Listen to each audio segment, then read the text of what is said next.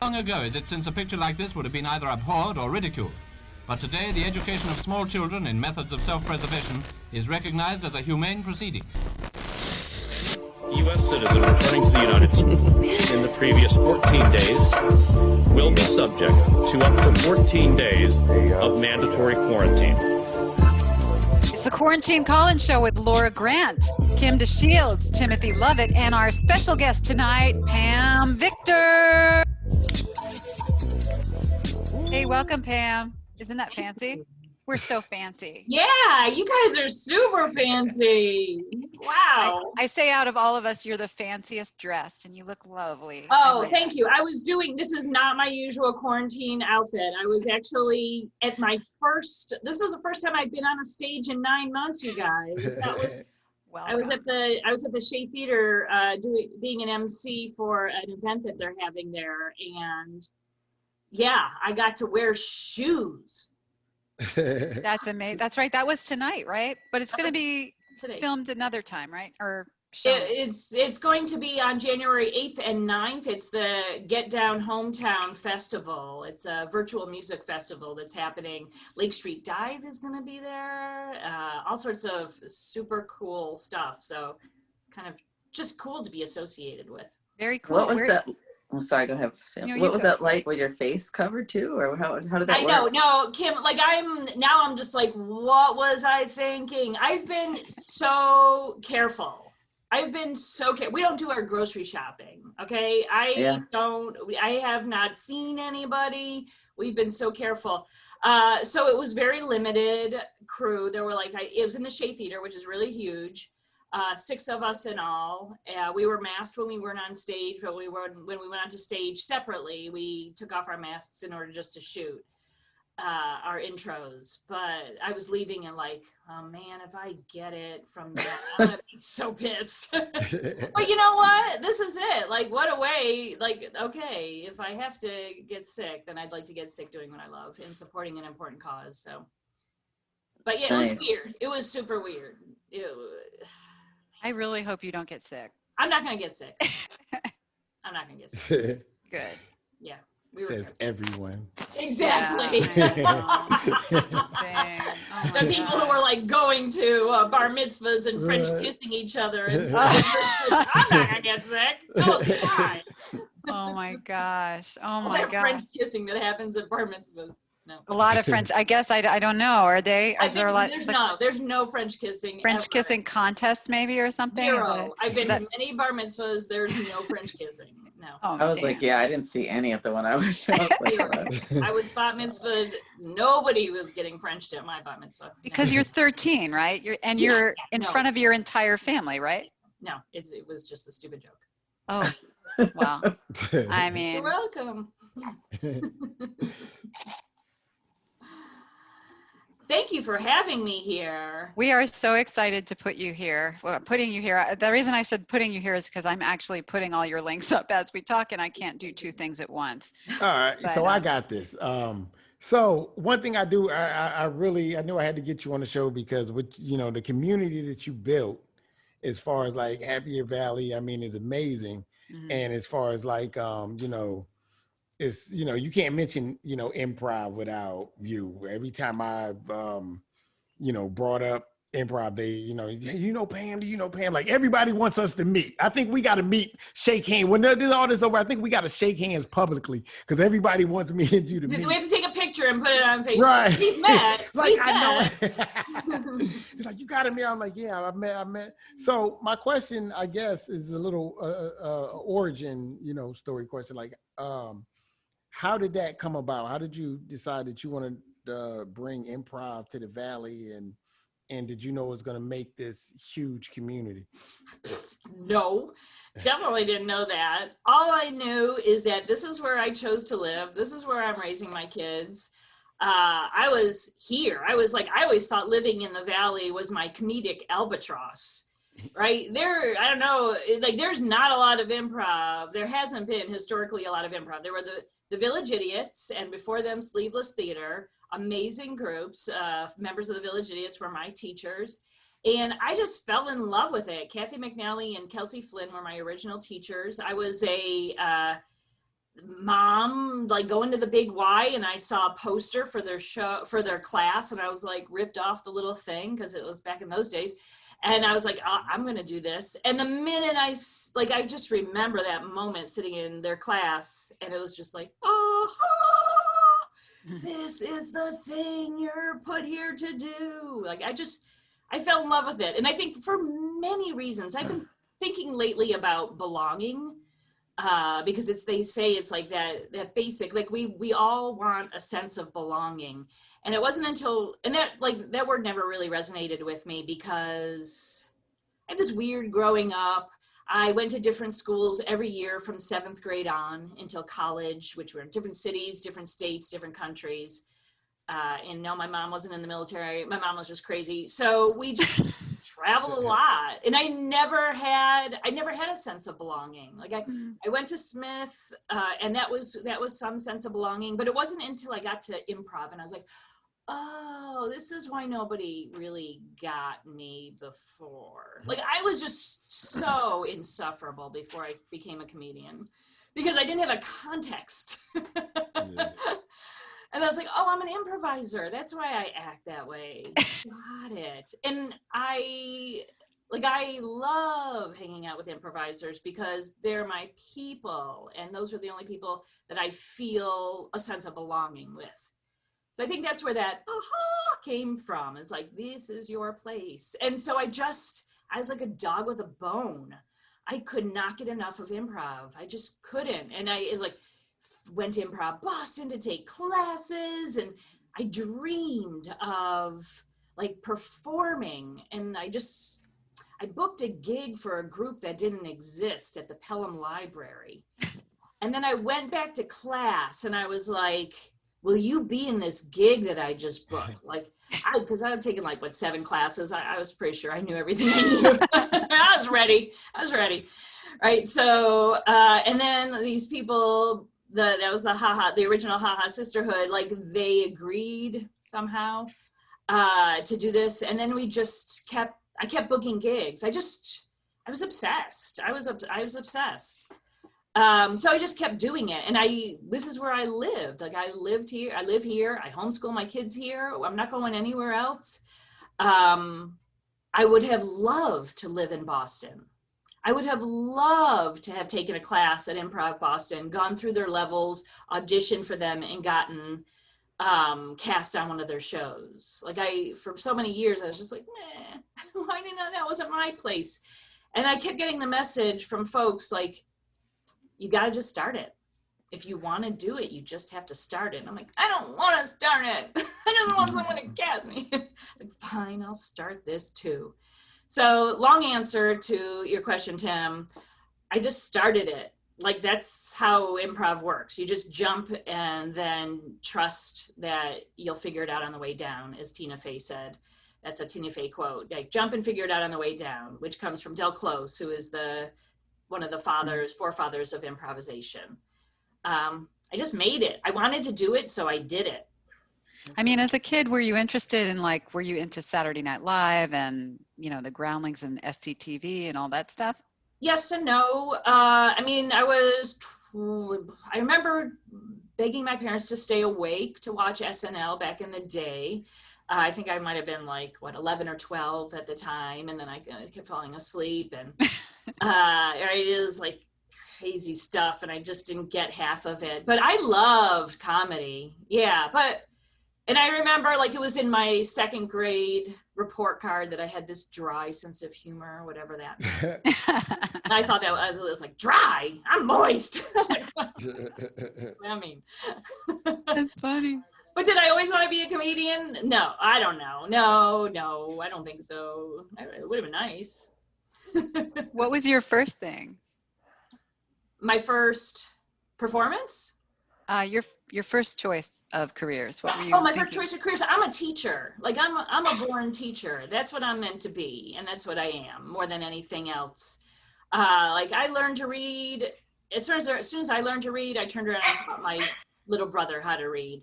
I have my master's in elementary education, but I used to teach elementary ed, and then my kids homeschooled. So I taught a lot there, and now I'm teaching improv. So I'm a teacher first and foremost. Kim? Can we, before the end of the show, can we do an improv exercise, all of us? I would love that. We can do Okay, it. cool. Yeah, anytime. Wow. Did you I have don't one know. you have in mind? No, I'm scared, but I feel like I should move towards something I'm afraid of. Oh, yeah. Yeah. Maybe we should ask a viewer to give us whatever you A need for us suggestion. to get a suggestion. Yeah. We could get a suggestion. And like, yeah, a lot of my students do say that they're afraid of improv. I hear that all the time. And it's like, well, first of all, we're just doing it here. Like, it's fine. What's the worst that could happen? What's the worst that could happen?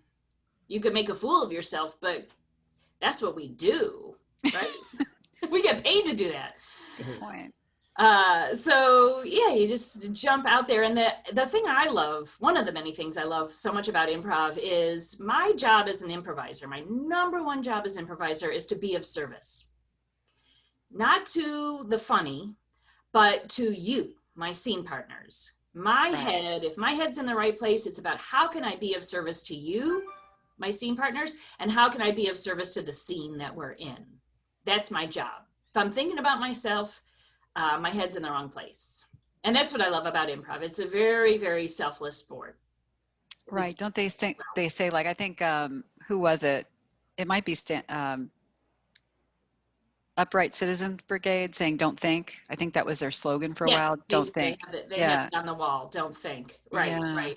And I would say but that always confused me because I was like, well, what do you do? And of course, as soon as you say don't think, what do? You think.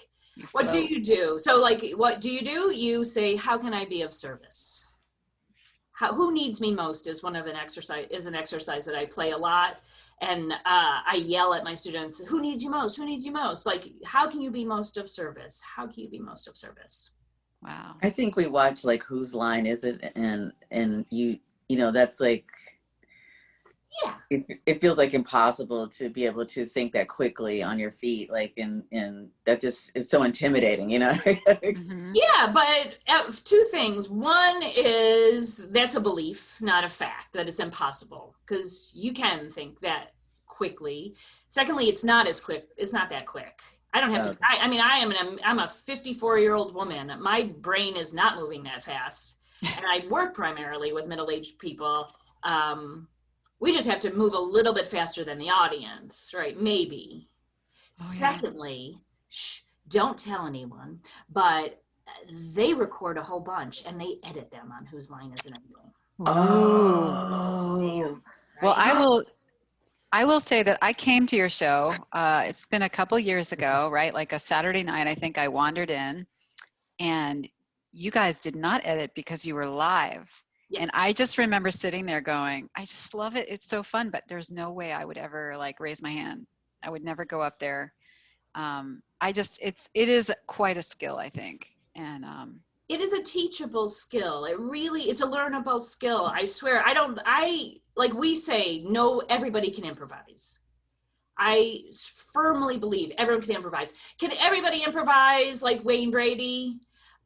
That I can't promise you, but we can all have fun because that's the curriculum I developed is called the joy and ease of improv, right? So the goal is to be of service and to have as much fun as possible and to be in as much ease as possible. So more than anything, I teach fear management because what you guys are saying right now, that's normal and natural. We all have that fear. I have that fear. 20 years of doing this, I still have that fear, right? And so how can we have that fear and do it anyway? I swear you're a therapist. Like we had this conversation the other day and I was like, everything you're saying right now, it just sounds so much like the way we manage anxiety through psychotherapy. It's incredible, but you're not a therapist, but you kind of are really. You know what? I'm like the guy from the Big Fat Greek Wedding where he thought Windex was the answer to everything. Like, I think improv solves everything. And that's what I teach in the first 8 classes, basically, of level 1 of improv is how to hear that fear and quiet it down. Mm-hmm. That's the practice. So every time you have the thought, I could never do that. And I gotta tell you guys, if you see me at my theater and there's another act that's happening before I perform and I'm standing there by the box office watching, my thoughts that I'm having, I guarantee you are, holy crap, I just forgot how to improvise. These guys are way better than me. Can I sneak out the back door without anybody noticing? Right? Like these, and now the practice is just like, oh, hello, you thoughts, you critical, fearful thoughts. I tip my hat to them, right? And I was like, oh, you're still here. Nice. Radical acceptance. Yeah, radical Hey. acceptance. I have a question for you. Can anybody be bad at improv? Like, can you just somebody who just don't get it and just bad at improv? Is that such a thing? Is there such a thing? We're all bad at improv. I've been terrible at improv and I've been wonderful at improv. Right? Yeah, I've stunk up many a stages. As I'm sure like every you guys have too, like as stand-up comedians. Like that's the practice is where we say you shit the bed and then you figure out what didn't go wrong. That's a good lesson. Boy, I don't want to do that again. Mm-hmm. I've learned more from my bad shows than I have from my good shows. Well, yeah, of course. Right? So it's like, I'm so grateful in some ways for those terrible shows. Yeah. I will tell you, the people that I do have to help the most or support the most are the ones who come in thinking, I'm hilarious. Mm-hmm.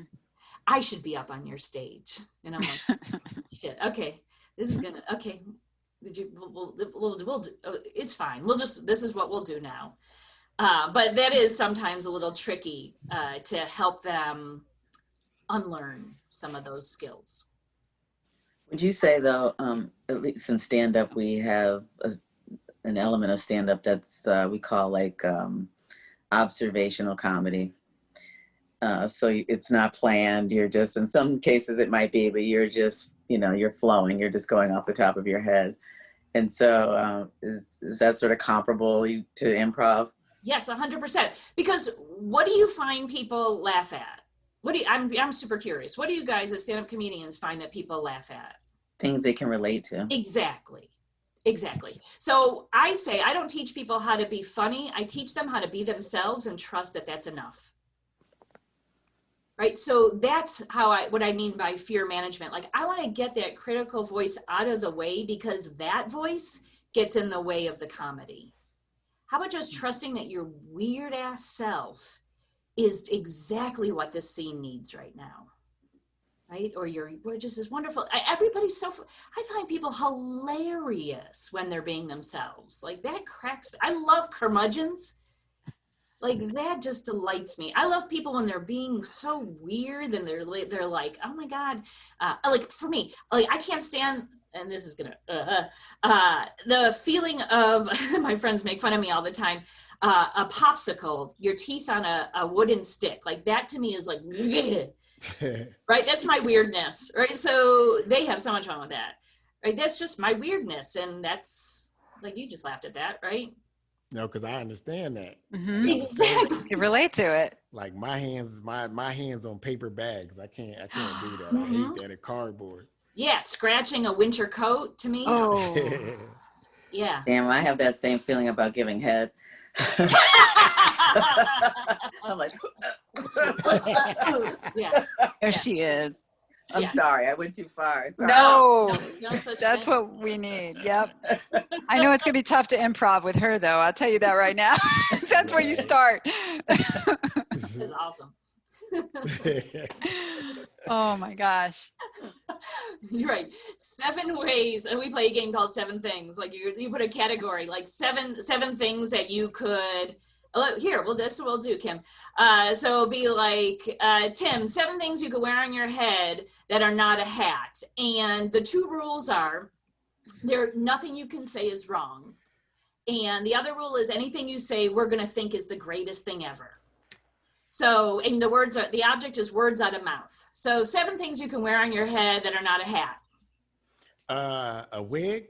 1, A cat. 2, yeah. Wave decks. Exactly. 3, yeah, don't think, just words out of mouth. Popcorn. 4, excellent.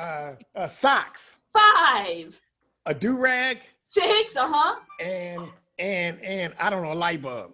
exactly, 7. Yay! 7 things. Awesome. Great. And so that moment, and I'll come to you in a second, Kim, and that moment of like, I don't know, a light bulb, that's what I call conjuring the great spirit of fuck it. Right? You're just like, fuck your fear, fuck that idea that I don't know, and just saying it anyway. Because I'd much rather do a scene where you're like, oh, I tip my hat to you. Oh, it's a light bulb, right? Then it's a top hat, right? That's much more fun. So 7 ways that giving head is like chewing on a wooden popsicle stick, Kim. Fuck it up. It's nasty. Yes, it is. What? Stuff comes out the tip. Oh, It can kill you. 3, yeah, kid. It can derail straight teeth. 4, It is not healthy. 5, that's right. We're on 5. And just, yeah, no. 6, one more. Anything at all, it's right. It's karmically dangerous. 7. Excellent. Awesome. Right, and that to me, that's great improv, right? So it's like, so that to me, karmically dangerous. So that I picture like, oh, welcome to the afterlife. I see you've given a lot of head. So I have bad news for you. You're going to come back as a snail, right? Like, that's great. And where did that come from? That came from your place of pure creativity, the place that lives beyond reason and fear and self-judgment. That's the ideal place to be improvising. That's awesome. That's great. It's good for comedy too. That's excellent. Right? Yeah. Yeah. Free-spirited. That's amazing. Yes. Awesome. And like you say, radical self-acceptance also. Like this, just trust. Like everything that's going to come out of your mouth is great. Like it doesn't matter. They say improv is comedy without a net. That's just something we say to get people in the door. Mhm. We have a net. We have a net. We have a net. We have each other. Right. Like, that's the best net ever. That's great. Yeah. Absolutely. That was exciting. So do you have an online class right now? Oh, wait, is it Laura's turn? I'm sorry. Oh, am I going to have to do one too? I don't say, I mean, get to do one. I'm going to get to do it. Exactly. Yeah. Yeah, Kim, yeah. Kim, you want to give her a category that she is going to love so much. So like, Oh, great. Notice that right now, right? So that's that fear-based response that we all have. So one great thing that I teach is you name that initial thing, because that's normal and natural. It's normal. It's like that part of our brain, it's the reptilian part of our brain that says danger. Okay. And so the job is to see it and say thank you to that voice, because that messenger, it's just trying to protect me. And Okay, then so what, we can I just tell you what I was thinking in that moment yeah. was that I know her, right? And so I know a lot of things about her. So it was kind of like, oh my God, which category will I pick? You know, Yeah. that So many good ones, right? awesome. Yeah. Yeah. So pick the category that's going to bring her the most joy and ease. oh, okay. She was looking to hit. Okay, let's do wigs. Okay. 7 wigs. 7 wigs. Marie Antoinette. 1, Short bob. 2. Anything is right. Finger waves. 4, 3. I mean, no. Dutch braids. 4, Blonde. 5, Janet Jackson. 6. Yes. J-Lo. 7. Yay. Woo. That was kind of easy. Thank you, Kim. But you like hair, so I just, I do. I'm obsessed with hair. Thank you. I have how many wigs? I don't even know. Oh, But wow. thank you. So cool. Yeah, a lot of wigs. I never put them on though. Okay. So even just noticing, like after we play something like 7 things, some of the funny messages that our internal choir of judges might be telling us of our things. Like, were there any things that you heard that is just like trying to rain on your fun parade that you heard from your internal messengers of judgment? yeah, like what is the audience gonna think? You know, Yeah. What are they gonna think? when you say this craziness, like they're gonna judge you. You know. Yeah, right. So I teach like those are all beliefs. They're not facts. We don't know what they're gonna think. And how many times have you done a show that you're like, oh my God, what they must be thinking of this? That show is the worst, right? And then I always stand by the door because I figure even if I'm terrible, the least I can do is thank the audience for coming. And so I thank them for coming. And almost every time, at least one person comes up to me after I've done a show that I think was just like horrifying. They're like, that was the best I've ever seen you guys. Wow. Right? We don't know what they're thinking. And if we get into their heads, we're in our fear place, which is not the place we want to be. We're more critical of bad ourselves. Yeah. decisions, right? We We'll make are. bad decisions. I always think I'm going to say something like I have to filter my thoughts sometimes because I feel like I'm going to say something so wacky that, like people are going to be like, why is she thinking about that? I think it's a guilt, some kind of guilt thing, I think. But yeah, don't think about masturbation. But And there's some stuff we do, and I could speak off the cuff and still filter myself. Like I speak to my grandma. I would speak if I had a grandma. I'd speak to my grandma a way that's different than the way I'd speak to my best friend. right. And it still flows. Awesome. So we're always just like a little aware of our audience. So do you switch up for them? Like if it's like an audience where they're a little bit older and maybe more, subdued, do you alter your? Yeah, well, that's the great thing about improv, and the horrible thing about doing it on Zoom is like the audience is the other member of the scene. So the idea is, a thing that I've learned, that I learned from my teachers, was like, we want to be aware of them and involve them in the scene, but not cater to them. Mm-hmm. I don't want to let them drive the scene because I don't know what they're thinking. But like I know in Western Mass, when people come out from Boston to perform, I'll tell them, so mean doesn't work here. Yeah. People don't like mean and nasty stuff.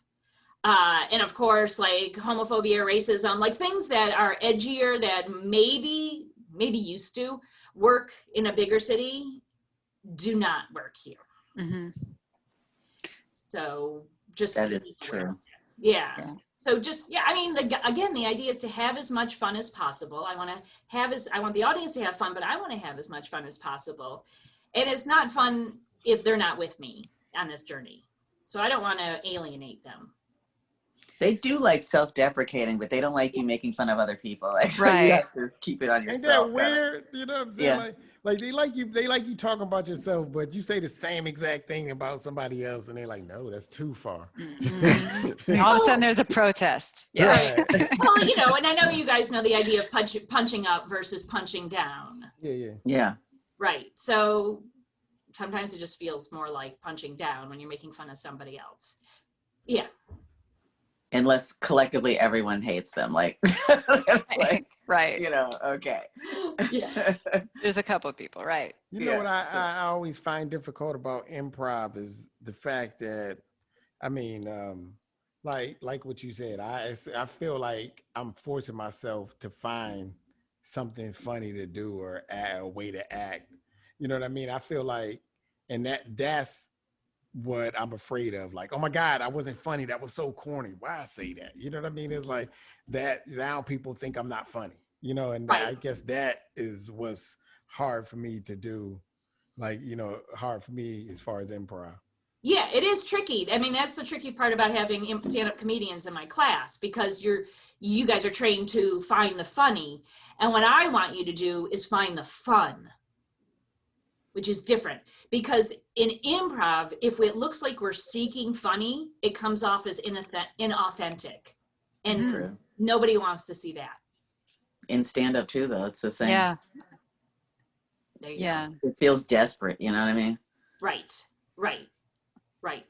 I mean, we do this jam. I think, Tim, you were there for a jam that we do after, and we only charge $5, and it's just, you just mess around on stage, and it's a community show, so it's a chance for people who are just getting their chops to get more stage time. And then we do a jam at the end, and we always end with what we call a line game. So we might play a game like called Sex with Me. So you get an audience for a word from the audience, like Bob Ross, right?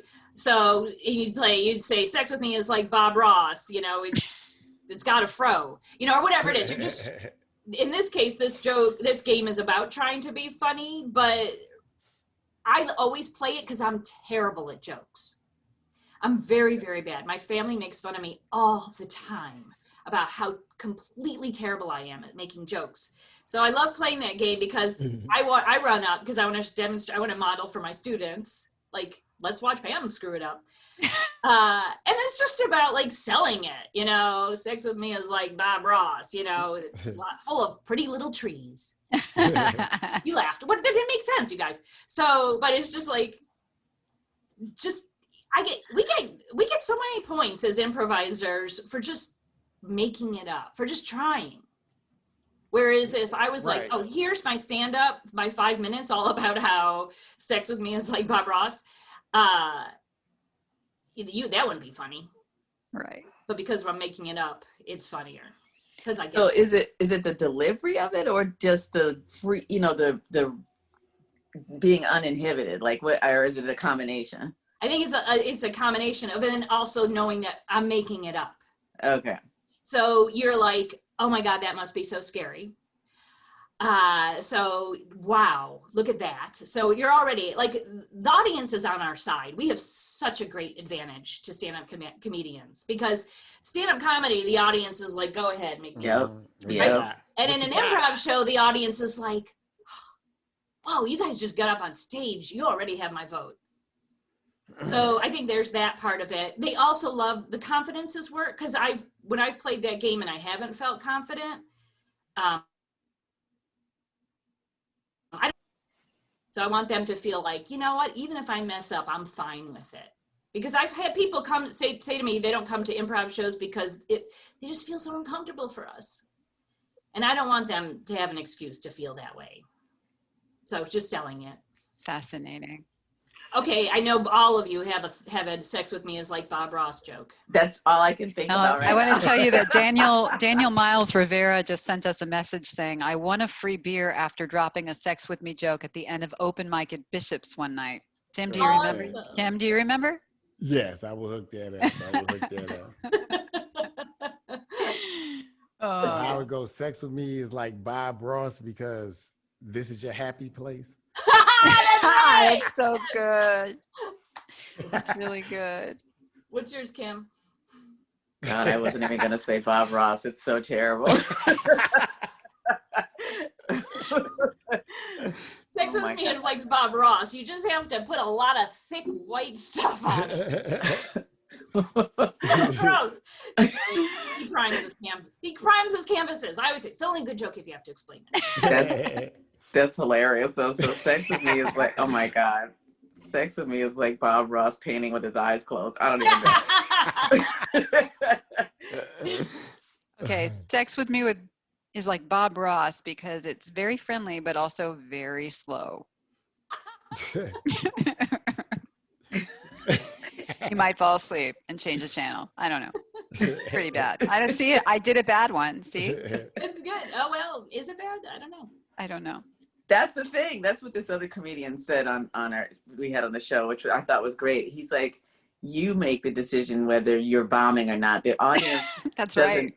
you know, they might be having a great time, but you're so hypercritical that, you know what I mean? Yeah. Yeah. And I like, wait, go ahead. I'm sorry. And I love, like whatever you're going to say, my job is just to love the hell out of it, right? It's like, oh, I love that. That's hilarious. Like, and even if, like, the thing wasn't funny, like the audience didn't laugh, that's okay, because we can trust and faith is really, really important with improv. It's one of my watchwords, trust and faith. I trust that moment is going to be useful and get us where we need to go. Del Close said that, or supposedly said, I didn't hear him, but we're not going for little laughs along the way. We're going for huge, big laughs. Right. In order to get a huge, big laugh, as you know, the audience has to be quiet.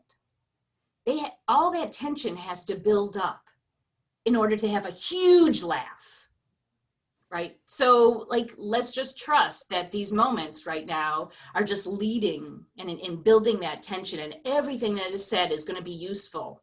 We love recycling, right? It's a conservationist dream of an art form. Like, everything is useful. Everything is useful to getting us to where we're going, wherever that is.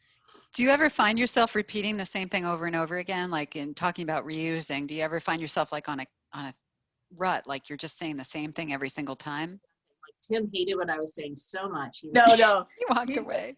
He's a coffee junkie and he has to go make that damn coffee. Otherwise he'll die. Do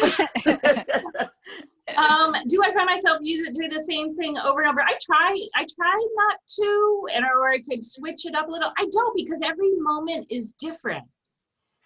So I mean, like, that's our joke. My mom, she lives right here. If she's not watching, because she doesn't see anything I ever do. But my mom always is like, "That's funny. You should put it in your little skit." And there are so many reasons why that is wrong. The word skit first. Little. That is like a popsicle stick in my mouth. We don't do skits. We did skits in camp. We're not doing skits. Skits are written. And it's called a sketch if you're doing it in a comedy. And the other thing is, like, I can't remember. Good grief. I'm going to remember that. And if I do remember it, it's going to suck. Like, if I try to shove my funny thing into the scene, that's not going to go well. If I have the thought, this is going to kill, I should never say it. Right. I don't know if you agree with this, but I really think comedy is parallel to sex. Like, it just is in so many different ways. How do you think that?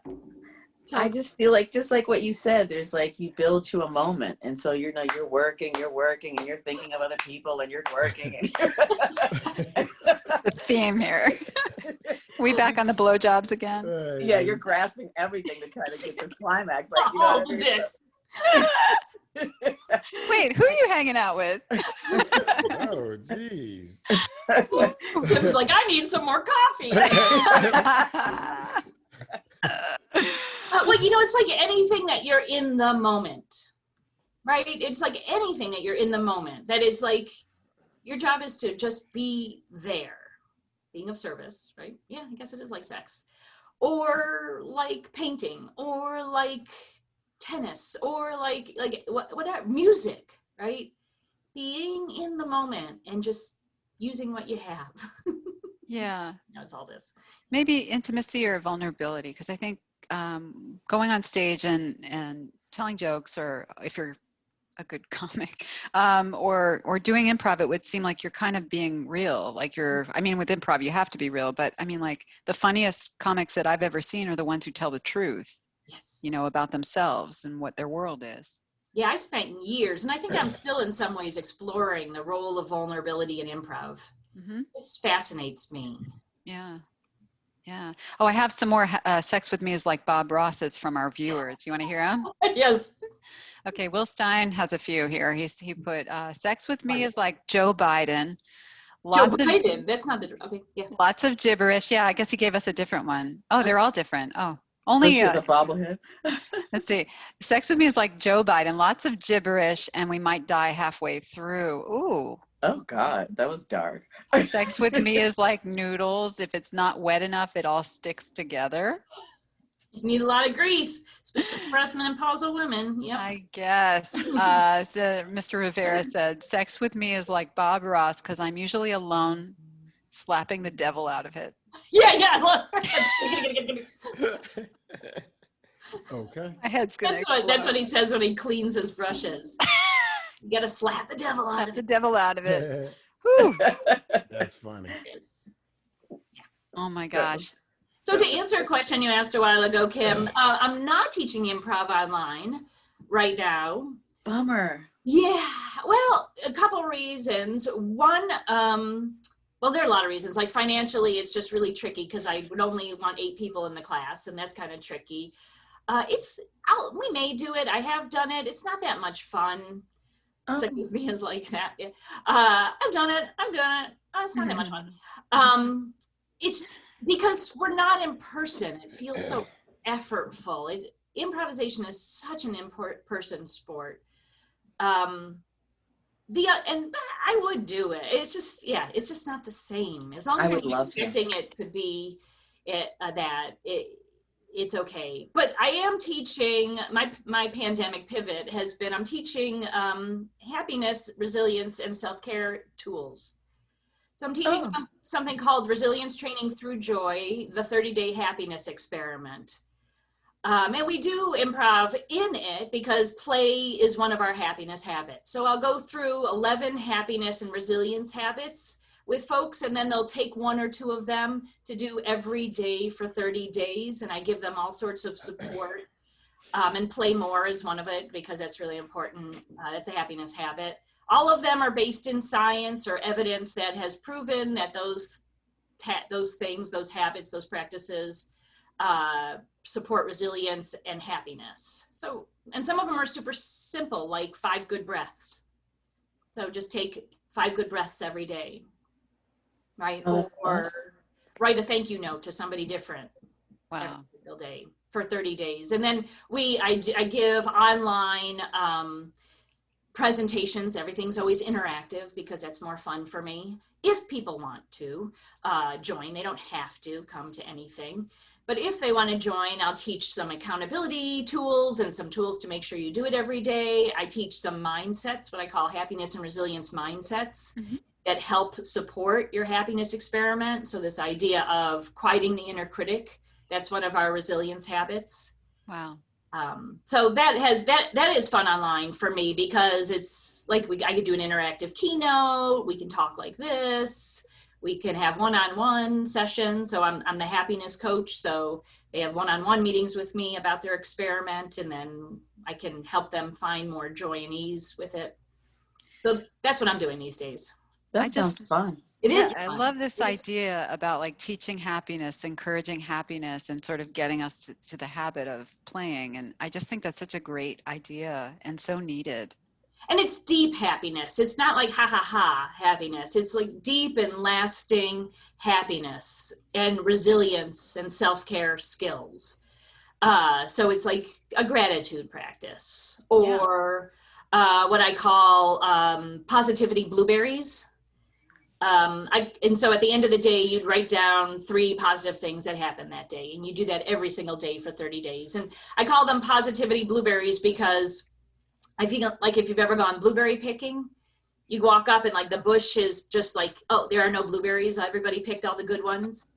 And then you see one blueberry. And once you see that one, oh, there's another one and another one and another one. And that bush that you thought was empty is like now full of blueberries.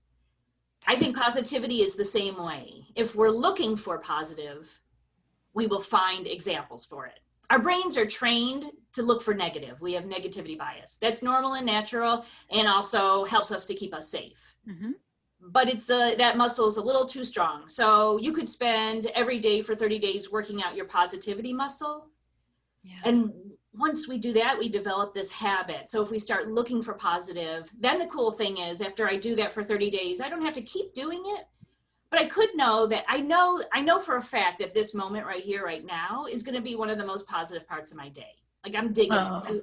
I love connection. That's another one of our happiness habits, right? Intentional connection. So I know that this is going to be one of the best parts of my day. So I know I'd write it down if I was writing down all my positivity blueberries. So that means that I'm going to be more present right now because I want to just dig the shit out of this exact moment. I want to be here because this is like one of the best moments of my day. So that's an example of a different. Ours too. Yeah. Oh, I hope so. Yes, for real. Especially this weekend. Yeah. Thank I you. think we needed this infusion. Like I know I did. I was really like, Yeah.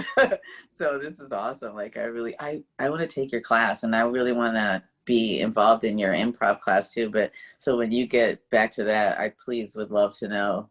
Yeah, come on. You can sign on I'll tell you the hack because we have like almost 300 people on our wait list for my level 1 class. Wow. Wow. That's impressive. And it doesn't mean like people still get on from that. Not everybody signs up obviously from that list, but they get an early opportunity. So if you're on the wait list, so you can go on happiervalley.com right now, find like where the wait list is on the register page. It's down at the bottom and just sign up for Improv 1 wait list and you'll get an early registration. We call it super secret early registration.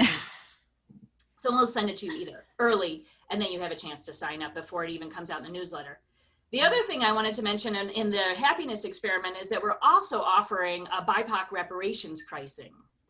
So anybody who identifies as BIPOC could, if they want to, email me, and then I send them a code to get either 50 or 100% off That's our amazing. stuff. And this is what we call our green lining. Mhm. We're trying to green line comedy and wellness, right? Because for so long it's been a red line situation where you're like, pfft. So we want to make it much easier. And then the other thing is anybody who identifies as BIPOC who's part of our program is doing us a favor, Wow. because we want to diversify. Like, it is just too white. Do you want to say what that means for people who don't know? BIPOC? Yeah. Black, Indigenous, person of color. So if you identify as a Black, Indigenous, person of color, you would qualify, or you would get, you just have to write me and ask me for it, and I'll send you that discount. Because the other thing is, like, anybody who's, because we're so fucking white, first of all, it's not good for improv. And I, as you can tell, love improv. Mhm. If we're looking for the best of the art form, and the best of the art form involves different voices, Amen. different perspectives, different cultures coming to get different histories coming together. Like, that's what creates a rich scene. Yep. So, and I also know that being in the minority in a class is more work. So I want to pay you for that work. I'm not offering you that money because I think that you don't have money. I'm offering you that money because you're going to be, as somebody who is representing an underrepresented community, is doing more work. So I want to pay you for that work. That's That's so what awesome. That's one of Yeah. our things. Like, I also pay our performers, which is not a typical thing in improv. That's amazing. Isn't that cool? Yeah, really, as fuck. Yeah. Well, the great thing is when you do, and I have the privilege of being able to live and run my business from a place of abundance, and that is a privilege, that more comes my way. Like, if I give the money out, it just comes right back. It just comes right back. I hope that people see your example and do same, because I think that's just a wonderful thing, that you're doing. It's not selfless. Hmm. It's not it is self. It's not, it has nothing to do with us. It's for the betterment of every community that I'm part of. Right. But I love that you see that, and I don't know if everyone sees that. So really, that's awesome. Okay. Thank you. Yeah. Well, two things Accept right that. now. Just say yes. Yeah, I'm trying. It's hard. Two Go things ahead. right now. Yeah. First of all, thank you, because I didn't know what BIPOC was. Is that? I mean, I can't keep up with all these. They just change every like Wednesday. Something changes. It's just to do. So It's so, Wednesday. yes. New term for what Right. Like I can't keep up with these, man. I'm just trying to keep up with the sale prices at Stop and Shop. And I definitely think I want to, I have a problem like letting go. Like I know, so I think this is one of my fears, starting like at the bottom. But I think I'm like Boney. I think I do want to take the class.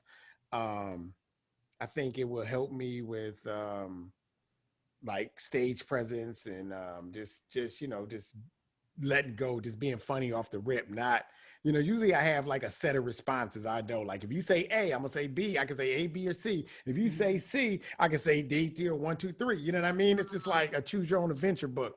But and then I'm also funny off the off the rip. I can I'm just quick. But I think it's more than just words. It's also body language. It's also, you're speaking with your body. It's also interacting with people. And, when I went, I went to a couple shows, and it was just, and I was terrified because I was like, I can't do that. These people are so much better than me. I can't do this. Like, they're doing stand-up comedy with every part of their body. Okay, so yeah, you can do it. That's a belief, right? Not a fact. And it takes practice, right? Just like stand-up, right? You couldn't be the stand-up comedian you were on day one. you got better every single time you did it. So the gift I would love to give you guys, if I get to have the honor of having you in class, is I'm going to tell you, do not be funny. In fact, I'm going to say, I do not allow you to be funny. I don't want you to be funny. I don't want you to try to entertain. Yeah, right. Because that's our right. Yeah, that's our blankie. That's our My blankie. defense mechanism, right? Exactly. You can be funny if you want, but know that it's coming from a place of fear. So, like, we're in class. Who cares about those 14 other people? Don't entertain them. This is for you. This is your thing for you. So just come to class and fuck it up. Fuck it up is what I yell at my students all the time. But I know that feeling like, eh. I once heard of my friend whose therapist told them, we're not going to use humor in here. Ooh. We don't need that here. And I was like, that set me off of therapy for a decade, because I was like, okay, not for me. It's really hard. Yeah, if you're not going to give me my humor. I entertain my therapist. She thinks I'm hilarious. That's why I pay her. So all three of us are gonna go to your improv class, I guess. I hope For so. sure. We need No it. question. Yeah. I think we really need it. Come together. Yeah. Why not? I need it. So But Laura yeah, got to pay full price. I do. No, I am. Absolutely. But she does know how to make up on it. I'm gonna take it because I get by. It's not me. I stand on the shoulders. And we also have something we call the Fun Fund so anybody who does need help financially can there's money that people have donated, and so they just email me and they're just like, I need some of the Fun Fund, and I'm like, okay, well, I look at the spreadsheet, I'm like, right now we have $150. How much do you want? That's awesome. You take whatever you want. Incredible. So that refills itself too. Isn't this just a gift tonight? I needed this so badly. Like, I almost took the night off, and I didn't. But thank God. Thank God. Thank And God. I would love it if, I know we're going to be waiting a long time for class, but if anybody wants to come and take Resilience Training Through Joy, the 30-day happiness experiment, we're registering right now. It kicks off January 2nd. HappierValley.com is where you can sign up. This is like one of our only sources of income right now. Happier Valley Comedy shut its doors on March 13th. Yep. My business partner had a baby, or his wife had the baby, but on that Tuesday, that was March 13th was a Friday. So I had to call him on Friday and be like, I know you haven't been here for 4 days. I talked to the board. We're shutting the theater. Okay, bye. Wow. So, and then we lost all streams of revenue just that day, right? We were having sold out shows. We were running 9 full classes every single week, doing professional and personal development, and it was all just gone.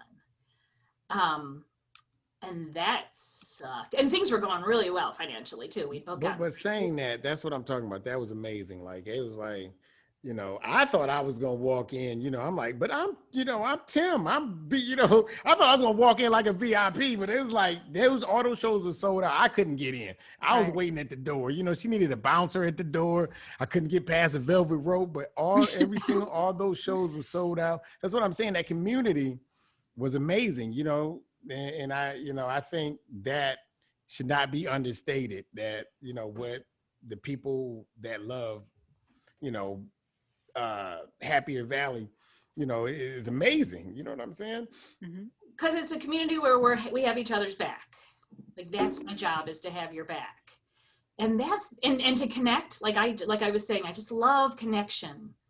And if we're connecting from our whole hearts in our truthful, authentic places, which will have a glimmer of that, right? Every class, you would just have like a little glimmer, and that's like 3 cherries in the slot machine. Like, that's why we do it. You don't get it every time, but there'll be a little glimmer of it every show. And that's why we keep getting back up, to have that moment where it's like, oh man, I said that thing and I thought it was terrible. And then Tim had my back, because he said the thing that made what I said make sense. Fucking love that guy, right?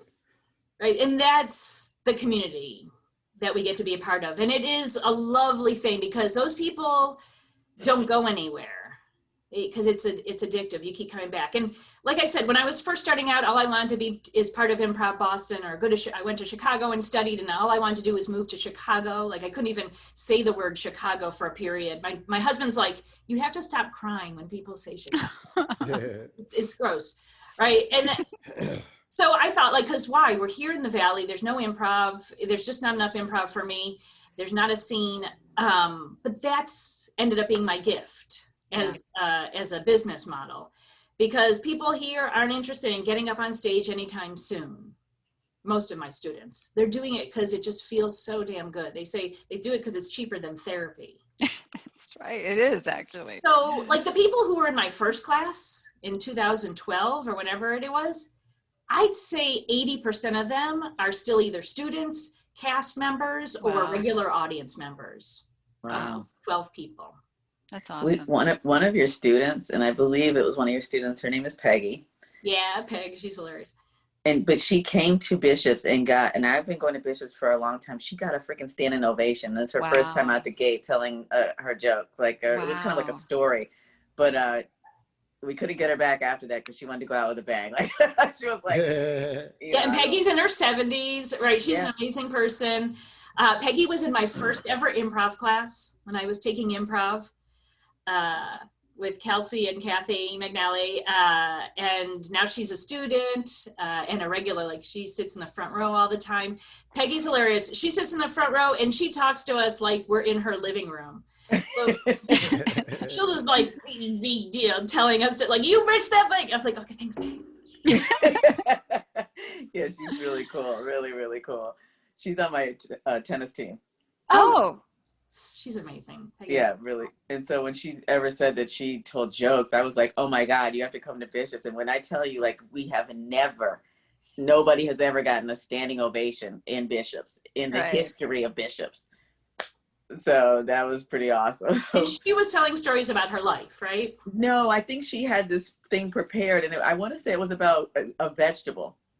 Oh, It's the story about a cucumber or something, but she goes to the store and she tells, she goes into great detail about looking at it, and it's a little bit, it has sexual innuendo, but she just kicked ass with it. She just killed it. right. So, and that's what she learned from Kelsey Flynn, right, in the stand-up class, because we teach storytelling-based stand-up. hmm Kelsey's one of my favorites here. Yeah, she's really great.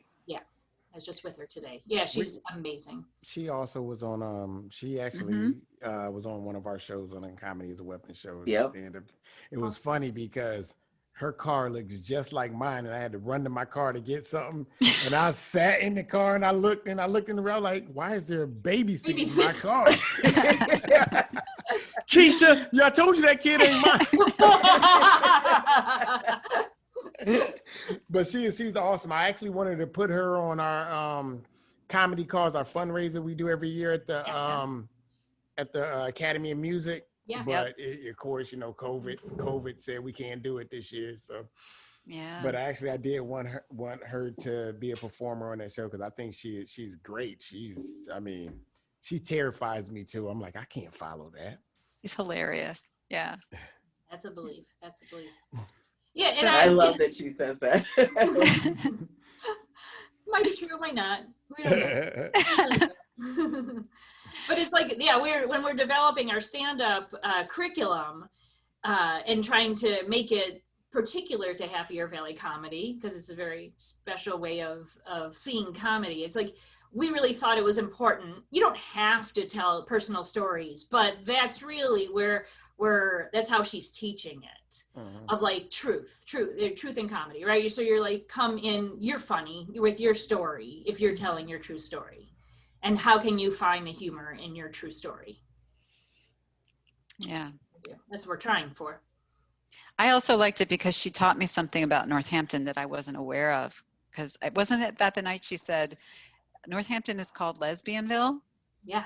And I didn't know that. And so that became like something I made a joke about later. But she's That very... was at Smith. Yeah, there was, I can't remember what the show was. It was Dateline or 2020 or something like that. Yeah, And 2020. 2020, they came to Northampton and they're like, Lesbianville, USA. It made me laugh. I was like, really? I did. Now that that puts the finger on it. Like I was like, okay, that's what it is. It's all good. It's all good. Can you imagine? They would never say something like that now. Lesbianville, USA. I know there'd be a protest. That's like, what the hell? What does that even mean? Well, I mean, this has just been so great for us. I really appreciate you coming on. We've posted links to all of the classes, the gift certificate, the your TEDx talk that you did. So I hope that viewers will go ahead and cyberstalk Pam a little bit. Why'd you make a face? That TEDx talk was one of the most challenging experiences on stage I've ever had in my life. Why so? It was hard. It was like, it was just a challenging experience. Writing it was hard. Memorizing is a terror for me.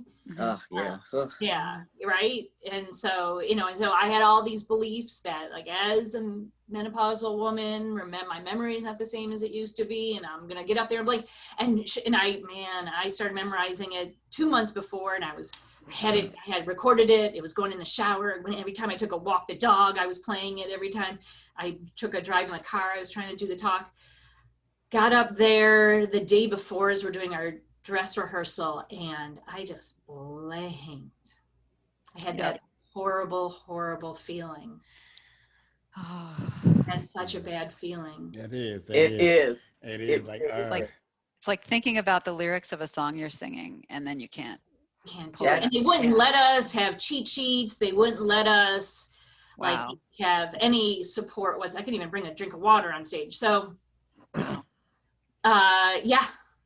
So then, I got to stand in that moment, that's the same type of thing. Like that ended up being a gift. Like I got to get that moment out of the way. Like the worst happened. So the next day, like, even if something else happened, like it wasn't as bad as that moment. Oh God, that was really bad. That was really bad. And I lived through it. That's awesome. So now everybody's going to watch it. We want to see. Right? No, right now I have to watch. I remembered all the words. 18 minutes. Oh, good. Yeah, boom. And yeah, come to happiervalley.com and check out Resilience Training Through Joy. That kicks off in January. And then in March, we'll be doing self-care through joy. Nice. So the happiness habits will have more to do with self-care.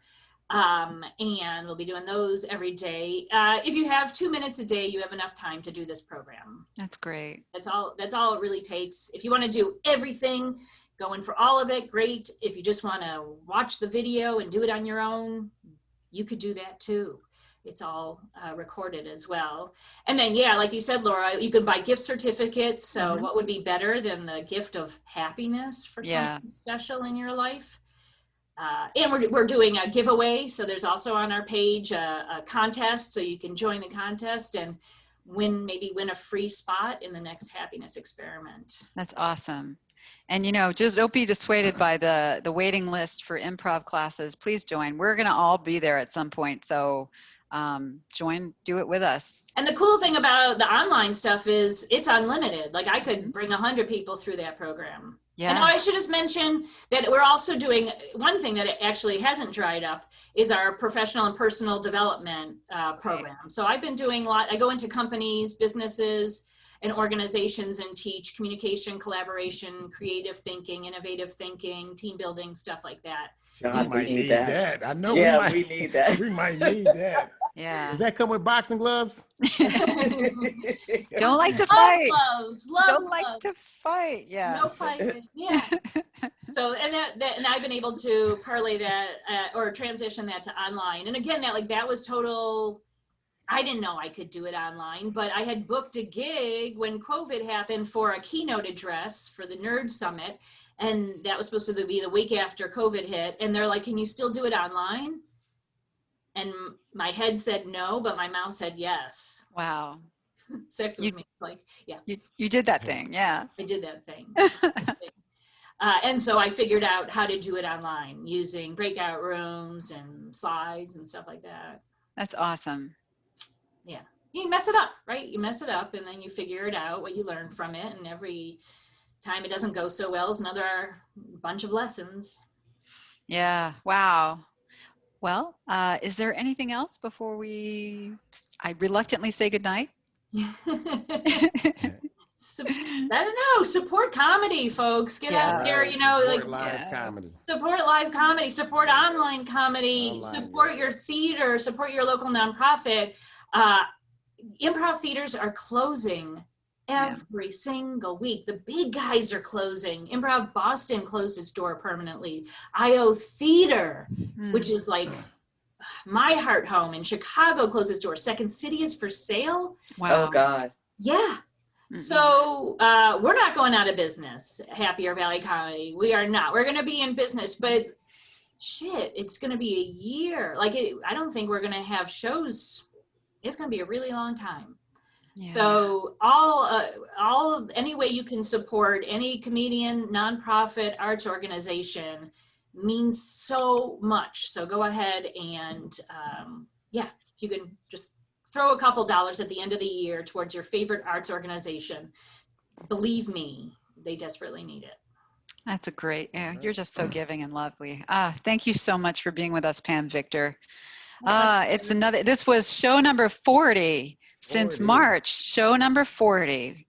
So, wow. And we're glad that you were our guest for show number 40. Thank you so much. Yes, for sure. Yeah. Sex with me is like the number 40. 4 people start out and nobody gets it to the end. Oh my God. Okay. Well, thank you everybody for watching. Remember, it's the Quarantine Call-In Show. We meet every Sunday night at 6 p.m. Eastern Time, where we'll have guests for you to visit with. And thanks again, Pam Victor. My pleasure. Thank you. Good night, everybody. Good night. Bye. Any U.S. citizen returning to the United States will be subject to up to 14 days of mandatory quarantine. Okay. We got that vaccine, third eye clean, we Visine. Dancing off the top rope, we Dougie off them high beams. Running hard like track meets, debutantes in back seats. Niacin for clear P, my piss test with 5. Double parks on planet Mars, they surf the net, we surf the stars. Quarantine in Zanzibar, breathing on the masses. Paper like